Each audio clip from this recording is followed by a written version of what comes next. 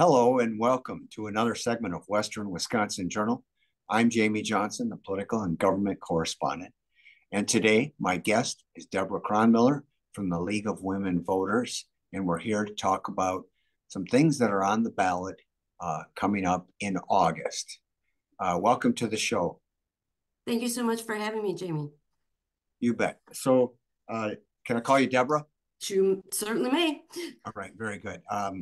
So Debra, we seems like you were just on the show not long ago. And in fact, I checked my email and it was in March, and we were talking about early April election, the spring election, in which there were two different referendum questions asking to amend the Constitution. Am I right in my time frame? You are absolutely correct. There were two in April. Those two questions had much more to do with funding of elections and administration of elections, who has that authority. These questions for the August ballot have more to do with gubernatorial and legislative authority in the expenditure of federal funds. Okay. So that's why we're here today, is to just shed some light on what's on the ballot. And let's start with the fact that you're here as a representative of the League of Women Voters. Is that correct? Accurate. Yep. Okay. Now, there's been I've seen some things lately where people are taking stances either for or against the League because they perceive them to be partisan. Is there any intent for the League to be partisan? We are a nonpartisan organization and have been so since our inception 104 years ago. We neither endorse candidates nor parties. We do have many positions that we have come to as a result of study and debate within our membership and then consensus forming. And so we can speak in one voice as an organization. And we are speaking in one voice, asking voters at this time to vote no to these particular constitutional questions, because we believe they are undermining some of the good government principles that have long been held by the state, and enacting these constitutional changes create some may create unexpected or unintended consequences that could very much negatively impact Wisconsinites. Well, I think that's true of a lot of, our Constitution was first passed when we became a state in 1848. Is that right? That's correct. And there have been, I know just in my lifetime, lots of tweaking of the Constitution, amendments here and there, proposals to amend. Some failed and some were successful. And we've got an organization, League of Women Voters. I understand your group taking a position with the questions that were on the ballot in April, because they essentially talked about funding of voting, and in the end restricting the ability to vote by, if you reduce the revenue, make it harder to pay your workers and harder to recruit workers, potentially that leads to longer lines and kind of defeats the purpose for which the League of Women Voters was even organized at first. Is that correct? That's correct. Okay, but this one, now these two in August, let's take the questions one at a time, please. What is question number one? Question number one is a delegation of appropriation powers. It's creating a shift in the governor having the authority to allocate federal monies to the legislature having that authority. For us, we believe a governor is actually more accountable to the people of Wisconsin. Okay, and I'm going to get it. I don't mean to cut off, but I want to get into the reasons for a stance of pro or con in a bit. But I just wanted, so the question number one is stating, instead of the governor having discretion to administer funds get granted to the state by the federal government. Is that basically question So one? it's asking that shall section 35(2) be created to prohibit the governor from allocating any federal monies that the governor accepts on behalf of the state without the approval of the legislature by joint resolution or as provided by legislative rule. So the legislature would have to, an inappropriate term in state government, I would say they have to bless the decisions, and they very well could be therefore making the decisions. And then question number two, what's that? How is it different from question one? Question two, excuse me, is the no, I just read out loud question two. That was the prohibiting the governor. Question one, the delegation of appropriation of power, same section, creating an article that would provide that the legislature may not delegate its sole power to determine how monies shall be appropriated. So essentially, they're prohibiting the governor from doing it and taking the power to themselves, and they're ensuring that the legislature can't delegate that power to some other branch of government, person in government, whatever. Well, it sounds like it's about the same thing. So if they lost on one and gained the other, they still are increasing their power when it comes to administering federal dollars. Right. And we have to keep in mind as taxpayers, all of the monies that we send to the federal IRS come back to the Wisconsin in the form of grants and appropriated dollars, dollars that sustain transportation, education, social programs, and you know the governor is allowed to work with the agencies currently to appropriate those funds in the way that is seen best fit by the people of Wisconsin.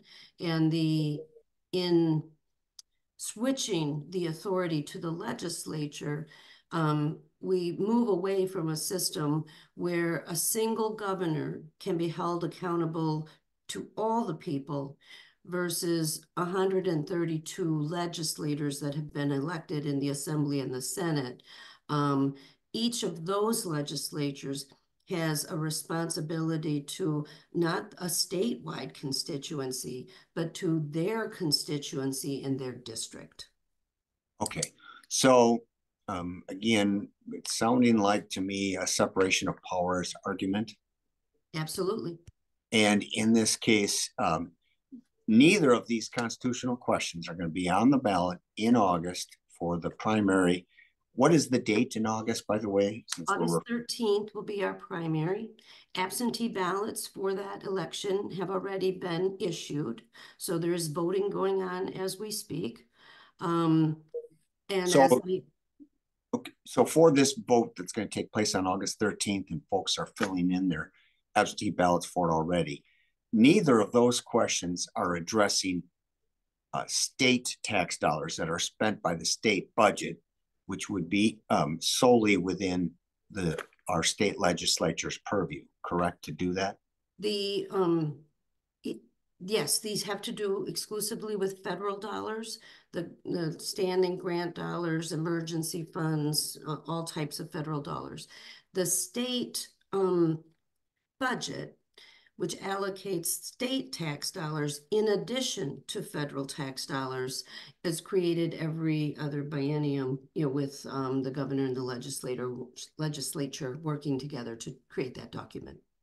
Okay, so these federal dollars then come in, and they're in the form of grants, and all the governmental agencies, the state agencies, they have state budgets, but then they have also monies that they can get through these grants, and all administrative agencies are to be essentially run under the governor's purview, correct? He appoints the heads of the agencies and so forth. Correct. That's the system that our state has adopted. Okay. And so this would kind of then usurp the governor's ability to allocate those funds from the federal level. Yes, and we sponsored because these are complicated questions that many people just don't, on the back of their hand, know the answers to these questions. So we put on a while back a webinar to really help voters understand what these questions mean, what the changes would mean, what a yes vote is, what a no vote is. And in that presentation, we had invited a representative of the Department of Administration, because the Department of Administration ultimately oversees most all of these federal dollars in one way, shape, or form. They have many staff. They know federal laws, they know state laws, and that's what enables them to be able to manage the funding, because they're all federal dollars, all state dollars that go out to different organizations, businesses, agencies have strings attached, and a lot of those strings have to do with reporting. And it was shared with us in our webinar from the experts at DOA that they actually expressed some um, concern that the legislature actually has the staff and the ability to do what the agency is doing currently. And they are concerned as to whether or not the agency could continue to do what it's doing were these constitutional amendments enacted. Okay.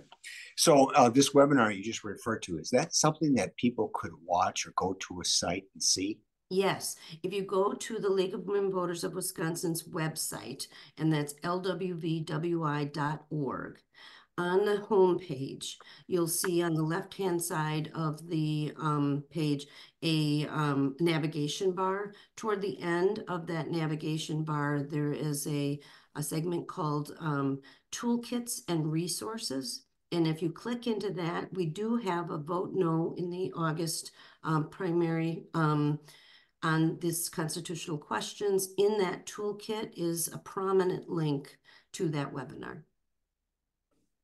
Okay. But, and the purpose of the webinar was to shed light on the impact of a yes vote or a no vote, correct? It was an educational webinar trying to help voters understand what, kind of why are these constitutional questions on our ballot? How did they get on our ballot? What do they mean if they're passed? What does it mean if they don't get passed? And what do you think the impetus was for these ballot questions to be drafted and then put on an August primary? I think those are two very distinct questions. The first question is the why question. I think is because, and I don't know if I could ever prove this, but it looks from the timing of this in much the same way we had the election administration questions in April. The timing was that the legislature had brought forward certain bills. They passed the legislature, they were vetoed by the governor, and the legislature then took a different path to get basically the question in front of the people. So the governor's hands, essentially were taken out of the process. And the same thing is happening here, where I believe the legislature, motivated by the fact that so much emergency funding was coming from the federal government since the inception of the COVID pandemic, that they wanted more say in how those dollars could be allocated in the state of Wisconsin.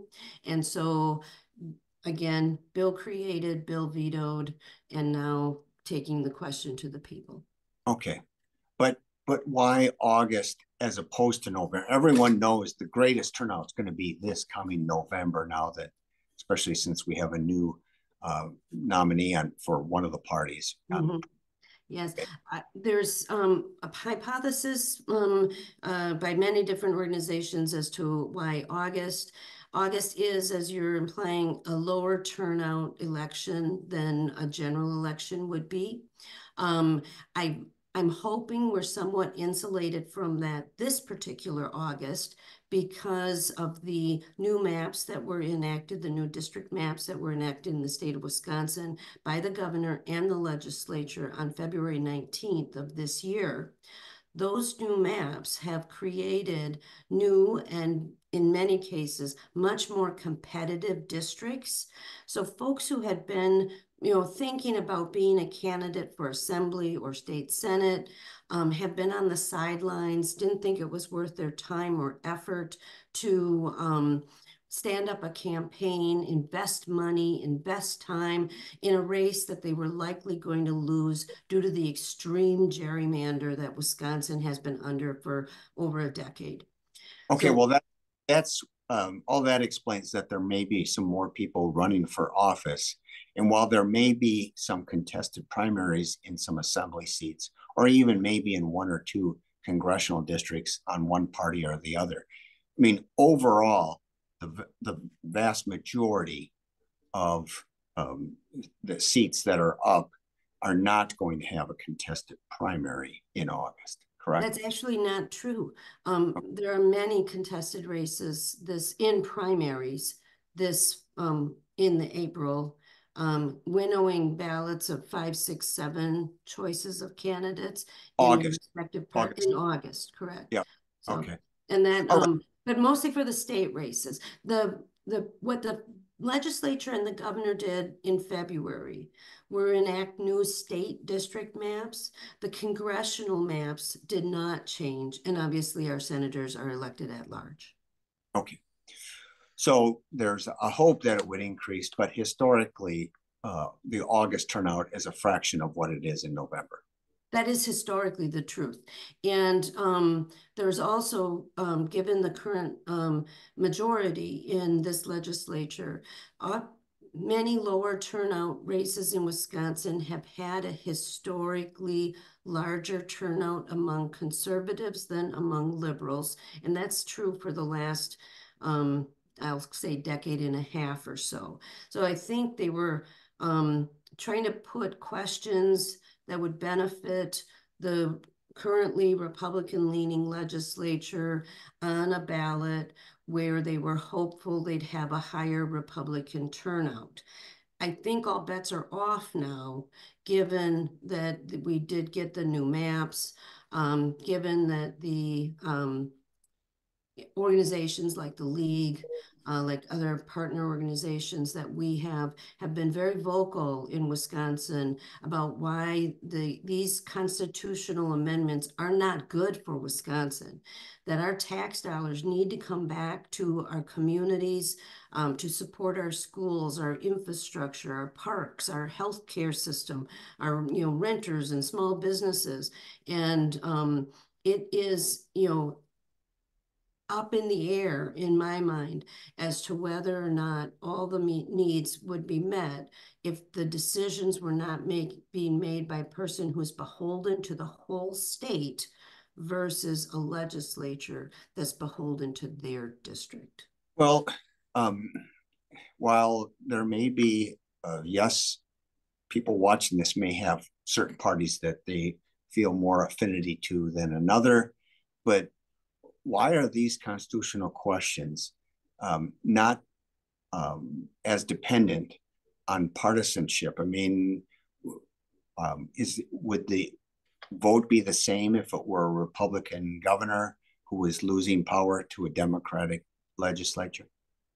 Well, that's the thing with a constitutional amendment, that it's very difficult to undo a constitutional amendment, where in each legislative cycle you could create a law. In the next legislative cycle, you could take that law off the books. In changing the Constitution, you need 2 legislative cycles and a vote of the people to actually modify the Constitution. So it's a much harder document to amend and then, undo should the people want to do that. And in fact, in Wisconsin, our Constitution has been amended 200 times. Nearly half of the amendments are to undo amendments that were passed under one trifecta administration. So, and both administrations have done that. Both sides of the aisle have used the system to help build their own power. Okay.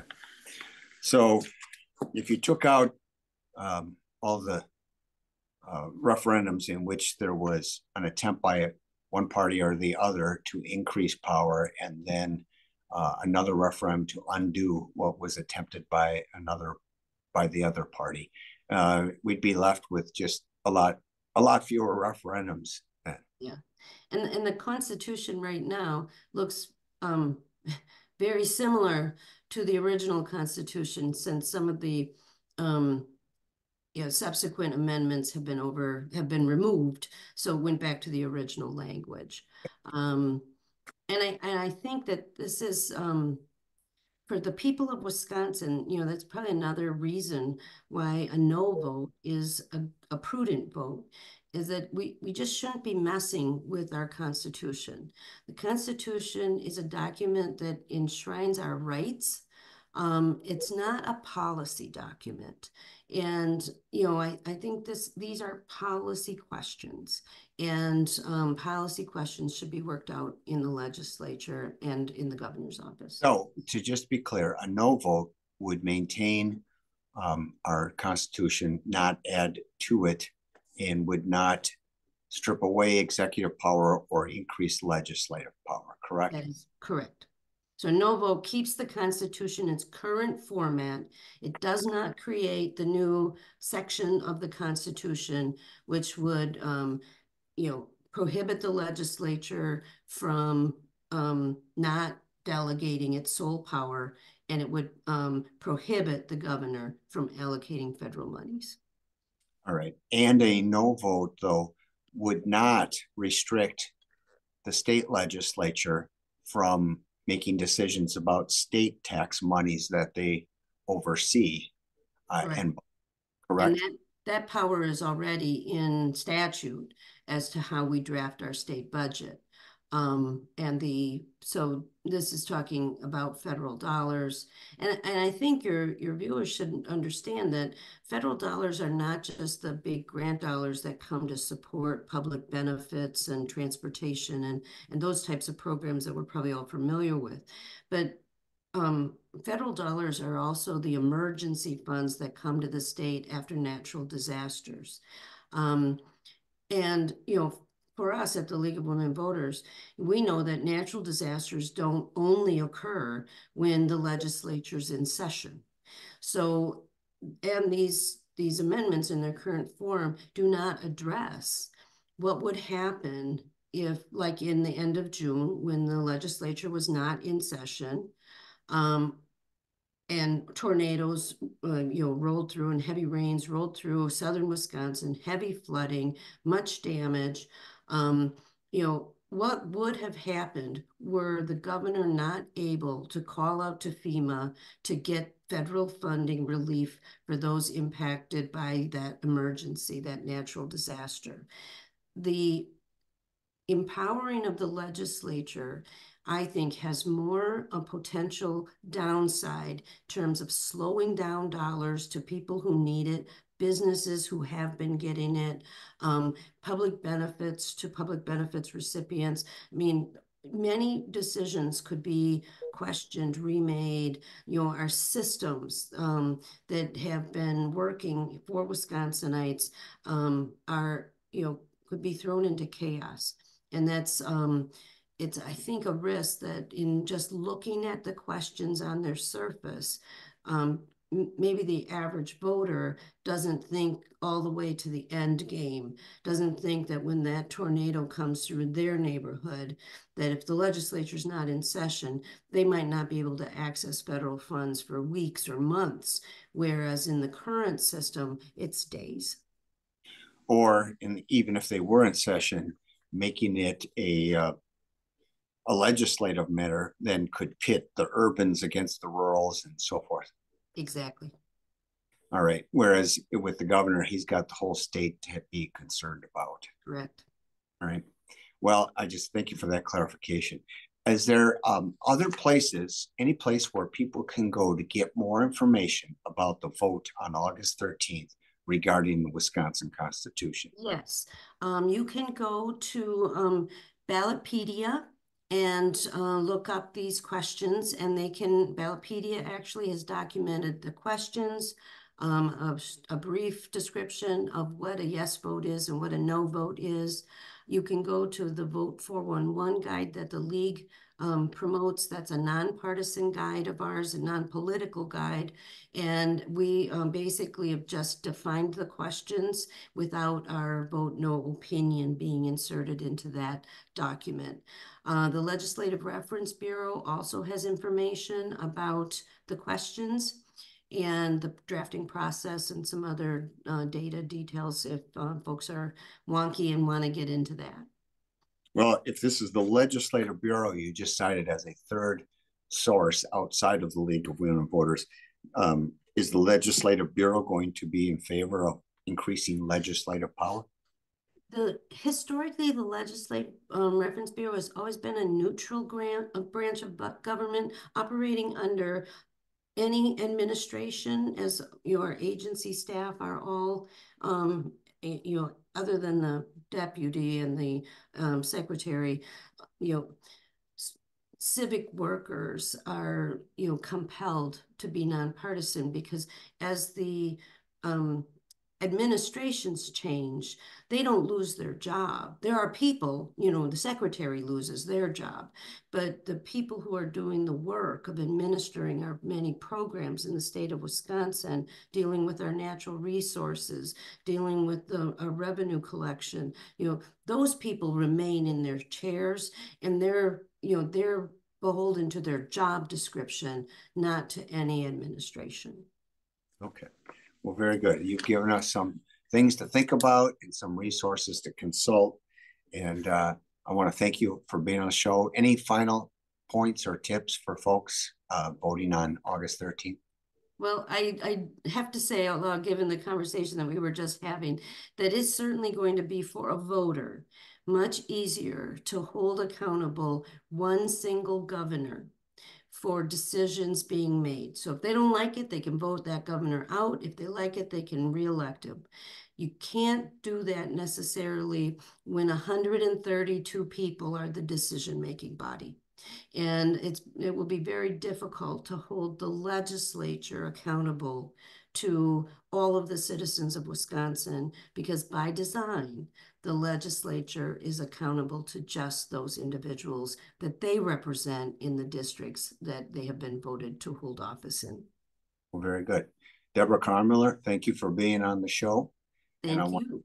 You bet. And I want to thank our viewers for watching another segment of Western Wisconsin Journal. I want to remind you to do your research, make sure that you do get out there. We need a large turnout in August as well as November. And I want folks to be informed when they go to the polls. So please keep watching. Thank you.